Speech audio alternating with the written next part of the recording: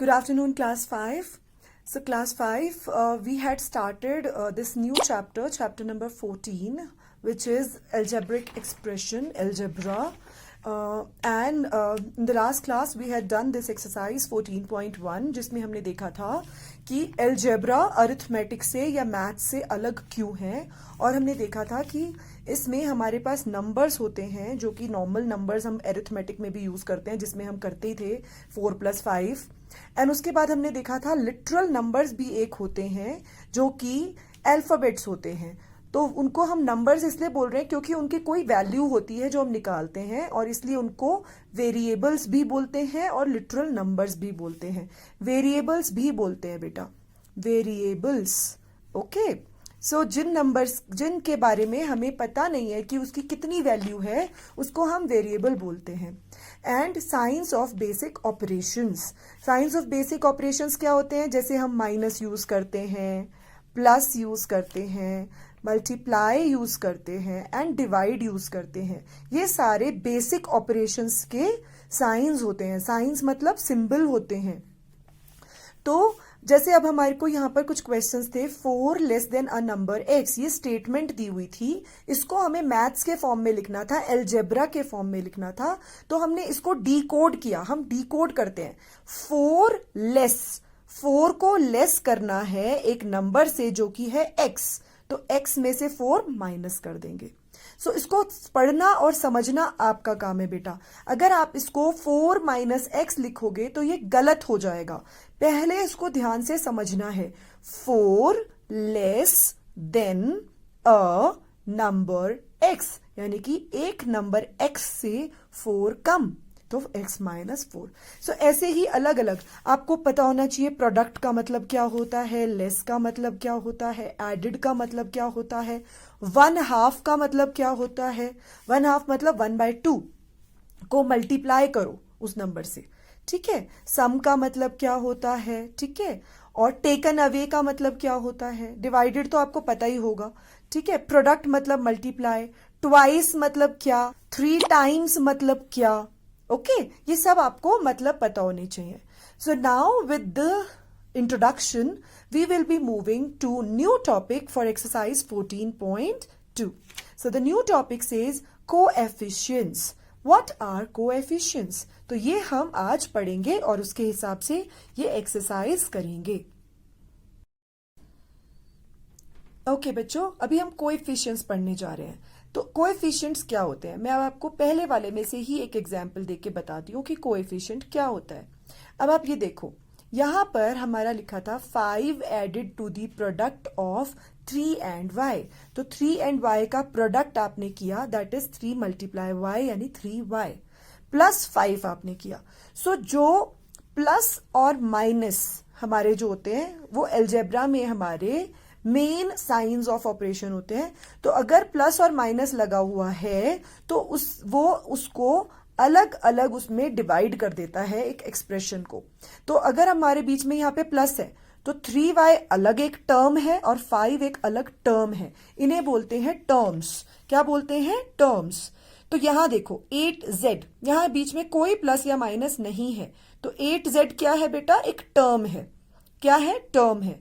और 8z का हमें कोएफिशिएंट बताना है। तो कोएफिशिएंट क्या होता है? कोएफिशिएंट वो होता है कि इसमें जो वेरिएबल है, जो कौन सा वेरिएबल है, ब्रैकेट में भी लिखा हुआ है z वेरिएबल का कोएफिशिएंट। कोएफिशिएंट मीन कि उसके आगे क्या है, z वेरिएबल के साथ और क्या है। तो z के साथ क्या है? 8 है, तो इसका कोएफिशिएंट क्या है? 8। Let's do the next one. आपको धीरे धीरे जब हम ये करेंगे तो समझ में आते जाएगा। 80x, इसमें बोला है ब्रैकेट में x जो है वो वेरिएबल है, x वेरिएबल है, तो क्या बचा हमारे पास? कोएफिशिएंट क्या है? 80। ये आप बुक में ही कंप्लीट कर लीजिए। Next one is xy, variable क्या है? xy, तो हमारा कोएफिशिएंट क्या है? 4 ही बचता है ना xy के बाद। नाउ ये एक नया टाइप का टर्म दिया हुआ है जिसमें दोनों ही वेरिएबल है, a और b। तो अब इसमें पूछा है b वेरिएबल का कोएफिशिएंट क्या है। मतलब कोएफिशिएंट का मतलब को, साथ में क्या है? को मतलब होता है साथ वाला, तो b के साथ वाला कौन है? a, तो इसका आंसर है a। 10y, y का पूछा है coefficient, y is the variable, इसका कोएफिशिएंट कौन है 10। Next one mn, m is the variable, इसका कोएफिशिएंट क्या है, क्या बचा n। 4xyz ये एक टर्म है, इसमें yz जो है वो वेरिएबल है, yz को वेरिएबल ले लो, क्या बचा 4x, क्या बचा 4x। Next one yz is a variable और हमारा 44 बचता है। Next one 9pq, so p is the variable, क्या बचा 9q। And here same p और r वेरिएबल है, क्या बचा q। सो बच्चों हमने इस तरीके से कोएफिशिएंट्स को समझ लिया। कोएफिशिएंट का मतलब क्या होता है, find the coefficients of the variables given in bracket. हमने एक ब्रैकेट में वेरिएबल लिखा हुआ है, उस वेरिएबल का इस टर्म में कोएफिशिएंट कौन सा है, तो यानी कि इस वेरिएबल के साथ और क्या है इस टर्म में, वो आपने लिखना है। So this way you have done it. Now moving to the next one, algebraic expressions.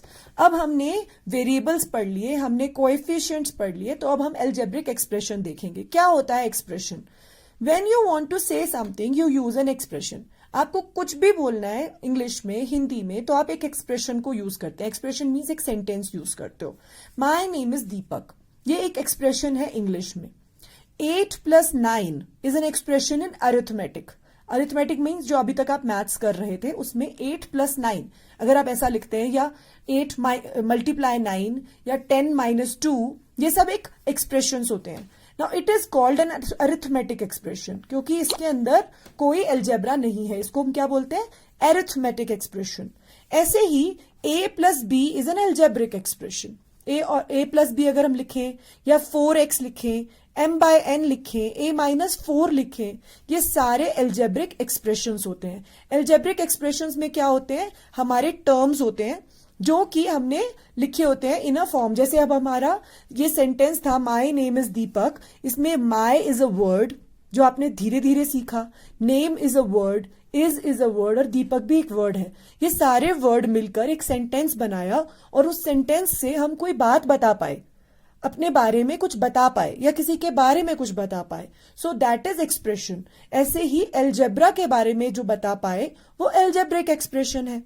Now देखते हैं टर्म्स क्या होते हैं। टर्म्स वो होते हैं जो कि एक्सप्रेशन को बनाते हैं, जैसे वर्ड्स बनाते हैं।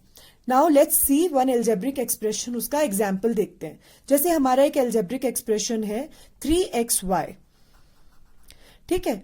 मैं एक एल्जेब्रिक एक्सप्रेशन लिखती हूं, 3xy - 4z + 6। तो बेटा ये एक एल्जेब्रिक एक्सप्रेशन है, और इसमें 3 टर्म्स हैं। How many terms? 1 2 3। वाई 3?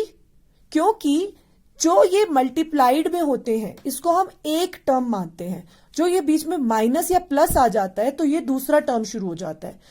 और माइनस साइन आपने साथ में लगाना है। दूसरा टर्म होगा -4z और तीसरा होगा 6। Okay, so these are the 3 terms. Now अब हम यहां पर नेक्स्ट टर्म्स के बारे में और आगे पढ़ेंगे। जैसे अब हमें ये टर्म एक्सप्रेशन दिया है a + b + 4। ये एक एक्सप्रेशन हमें दिया हुआ है, ठीक है। सो इस एक्सप्रेशन को हम लोग पहले देखेंगे, a + b + 4।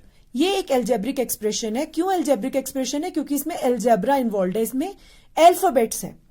Alphabets algebra, okay, remember always. So alphabets हैं तो ये एल्जेब्रिक एक्सप्रेशन है। अब इसमें a + b + 4 है। क्या आप किसी भी तरीके से a और b और 4 को ऐड कर सकते हो? नहीं, क्योंकि ये सब अलग अलग है। हमें नहीं पता a क्या है, b क्या है, 4 क्या है। ये इन सबको क्या बोलते हैं? टर्म्स। तो इसमें कितने टर्म्स हैं बेटा? 3 टर्म्स हैं, a, b एंड 4। टर्म्स पता लगाना आ गया अब आपको। अब हमें इस क्वेश्चन में एग्जाम्पल में बताया है कि मान लो a की वैल्यू है 1, b की वैल्यू है 2 और 4, तो 4 है ही, हमें पता है। तो इसका आंसर निकालो। तो आप क्या करोगे? आप लिखोगे a + b + 4, फिर आप a की जगह लिख दोगे 1, b की जगह लिख दोगे 2 और 4 की जगह तो 4 ही रहेगा, और आंसर आ जाएगा 7। सेम वे अब हम एक थोड़ा सा डिफिकल्ट वाला एक्सप्रेशन देखते हैं, और ये एक्सप्रेशन है 2x + 3y। अब इस एक्सप्रेशन में 2 टर्म्स हैं. How many terms? 2. बेटा आप इसको 4 टर्म्स नहीं बोलोगे, आप ये नहीं कहोगे 2 अलग है x अलग है, क्योंकि जब मल्टीप्लाई बीच में होता है और हम उसको हटा देते हैं तो ये एक ही टर्म है. 2x is 1 single term, 3y is another single term. So हमारे कितने टर्म्स हैं? 2. सो 2x का मतलब है 2 के अंदर x की वैल्यू क्या बताइए? 1 प्लस 3 इंटू लगाना है, हाँ, y मल्टीप्लाई करना है. y की वैल्यू क्या है? 3. सो 2 into 1 is 2 plus 3 into 3 is 9. So total is 11. इस एक्सप्रेशन की वैल्यू क्या है? 11 है. सो इसी तरीके से हमें वैल्यू अगर ये दी हुई है हमारे वेरिएबल्स की, ये सब क्या है? वेरिएबल्स है जिनकी वैल्यू हमें नहीं पता. हम कुछ भी कर ले, हमें x और y की वैल्यू नहीं पता चलेगी. एल्जेब्रिक एक्सप्रेशन को देख के हमें दी होनी चाहिए तो हम कर लेंगे solve, right? So this way हम लोग ये सारे एग्जाम्पल्स करते हैं. Now moving on to the next exercise that is 14.3. आज हमने ये भी करनी है.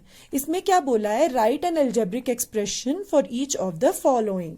इस एक्सरसाइज में हमें एल्जेब्रिक एक्सप्रेशन बनानी है जैसे कि हमने एक्सरसाइज 14.1 में बनाई थी. सेम वे हमें यहाँ भी एल्जेब्रिक एक्सप्रेशंस बनाने हैं. देखते हैं कैसे बनाएंगे. 2 subtracted from the sum of x and p, यानी कि फ्रॉम आया है बेटा, ध्यान रखो. फ्रॉम के बाद वाला हमेशा पहले लिखते हैं जब सब्ट्रैक्ट करते हैं. सो x और p को सम करना है. सम मतलब प्लस. x प्लस p फिर मैंने ब्रैकेट में डाल दिया -2. सब्ट्रैक्ट मतलब -2. Next one 3 time x added to 2 times y. 3 times x मतलब 3x जार 3 into x added to 2 times y.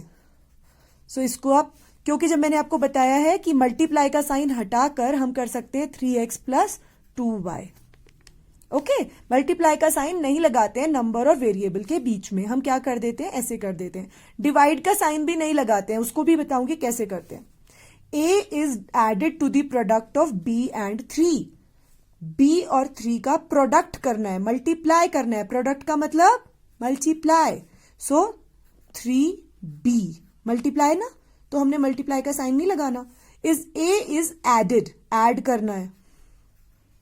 3b plus a. Okay, now x divided by the sum of 7 and y. किसका सम करना है? 7 और y का सम करो. और x divided, तो x ऊपर आएगा. इसमें हम कैसे लिखेंगे? इसमें हम लिखेंगे x पहले, क्योंकि बोला है डिवाइडेड बाय. सो x ऊपर आएगा और नीचे आएगा 7 plus y. Next one 4 times b is subtracted from 5 times a. 4 times b मतलब पहले लेकिन सब्ट्रैक्टेड है, फ्रॉम है, तो पहले क्या आएगा? 5 times a, 5a. Subtracted minus का sign. 4 times b, 4b. Okay, so 5a minus 4b is the algebraic expression. Next one, the products of a and b, b and c, c and d are added. तो हमें इन सब के products a और b का, b और c का, c और d का, इनको ऐड करना है. तो हम क्या लिखेंगे? ab plus bc plus cd. Next one c is subtracted from 4 times the product of a and b. ध्यान से देखो, सब्ट्रैक्टेड फ्रॉम बोला है तो पहले हम ये करेंगे. 4 times the product of A B, 4ab. Subtract क्या करना है? c minus c. I think बच्चों आपको ये समझ में आ रहा है. बहुत इजी है, थोड़ा सा दिमाग लगाना है. इसको सेंटेंस को पढ़ने की कोशिश करनी है एल्जेब्रिक एक्सप्रेशन बनाने के लिए. ये इंग्लिश में एक्सप्रेशन है, आपको एल्जेब्रिक एक्सप्रेशन बनाना है, बस ये ध्यान रखना है. 5 times the product of x and y less 10. क्या करना है? पहले 5 टाइम्स प्रोडक्ट बनाना है x और y का. 5xy less 10 minus 10. Now the product of m and 10 added to 10. So हम लिखेंगे 10m. अब आपने एक चीज नोटिस किया होगा बेटा, मैं जब भी कुछ लिख रही हूं उसमें वेरिएबल जो एल्जेब्रिक फॉर्म होते हैं, अल्फाबेट्स होते हैं, उनको मैं पहले नंबर को लिखती हूं, चाहे पहले लिखा हो अल्फाबेट, पर मैं नंबर पहले कर देती हूं. हर एक में मैंने ऐसा ही किया है. ठीक है, नंबर को पहले लिखते हैं, फिर एल्जेब्रिक एक्सप्रेशन में हम लोग इसको लिखते हैं, एल्जेब्रा के अल्फाबेट को। Next one, 6 time the product of x, y and z added to half of z। 6 times the product of x, y and z। तो पहले हम x, y, z को 6 टाइम्स कर देंगे, प्रोडक्ट बोला है ना तीनों का, added to half of z, plus z का हाफ मतलब z बाय 2, 2 से डिवाइड कर दो, हाफ हो जाएगा। So this is the expression we have got. Now moving on to B part, right the terms of the algebraic expressions. यहां पे algebraic expressions दिए हुए हैं, आपको टर्म्स बताने हैं। 3x माइनस 1, तो कितने टर्म्स हैं? 3x, 7, 2 टर्म्स हैं। How many terms? 2। इसमें कितने टर्म्स हैं? 2 अगेन, 4a और -5b, सॉरी यहां भी -7 आएगा बेटा, ये ध्यान रखना है कि माइनस उसके साथ जाएगा। नेक्स्ट वन, इसमें 3 टर्म्स हैं, 6x, 3y, z।